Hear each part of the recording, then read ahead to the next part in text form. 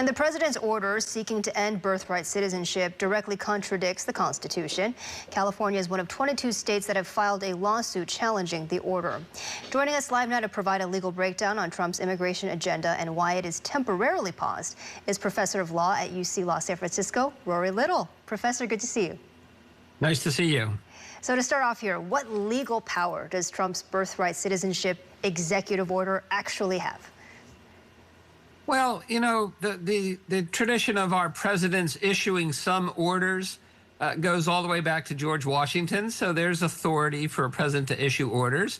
But a president can't issue an order that is against a statute or against the Constitution. The president has no power to override the Constitution. And the Constitution here, you can't imagine a more clear statement than the first sentence of the 14th Amendment, which says all persons born or naturalized in the United States and subject to the jurisdiction thereof are citizens of the United States and the state where they reside. Everybody is subject to the jurisdiction of the United States unless they are enemy soldiers or unless they are temporarily stationed diplomats.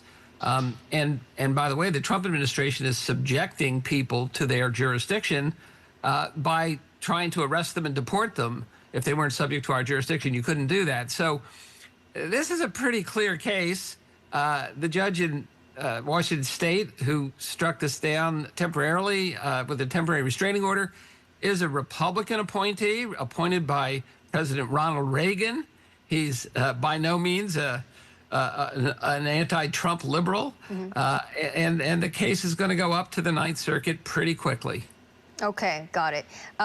So, as you mentioned, under the 14th Amendment, anyone born in the states is entitled to U.S. citizenship. Can you explain then, you know, can Trump actually get away with ending birthright citizenship?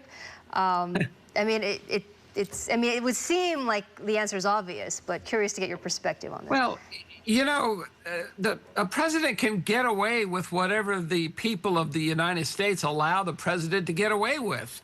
And hopefully we have a system that is built with checks and balances, a judicial branch, a legislative branch, and they are supposed to check the president. That was what the framers intended. So the president can't get away with this, you know, within hours of having these lawsuits filed. A federal judge with, you know, life tenure blocked the enforcement of that order. We'll see how long that can last. The temporary restraining order that he issued is not immediately appealable. You have to first ask for a permanent injunction.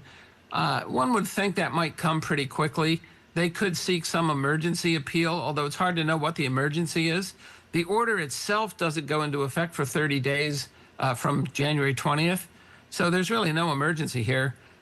So this may not be resolved immediately, but it could get to the Supreme Court, if not this term, then sometime in the fall.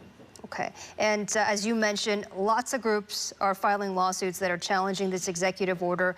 How likely do you see this case being appealed all the way to the U.S. Supreme Court? Well, I think that's exactly what Trump's people believed would happen.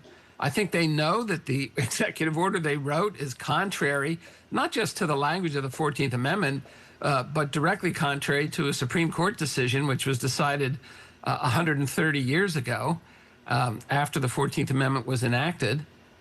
So I think they know that they're writing an order that is contrary to law, but they expect this to go up to the Supreme Court through whatever process they can get it there. And, you know, President Trump believes he has the Supreme Court in his back pocket, with 3 of the appointees being appointed by him. We'll see. Those justices have not backed everything that he's done in his first term. And I think life tenure will give them the independence to stand up to him on this one. All right. Professor of Law at UC Law San Francisco, Rory Little, thank you so much for your time this afternoon. Thank you.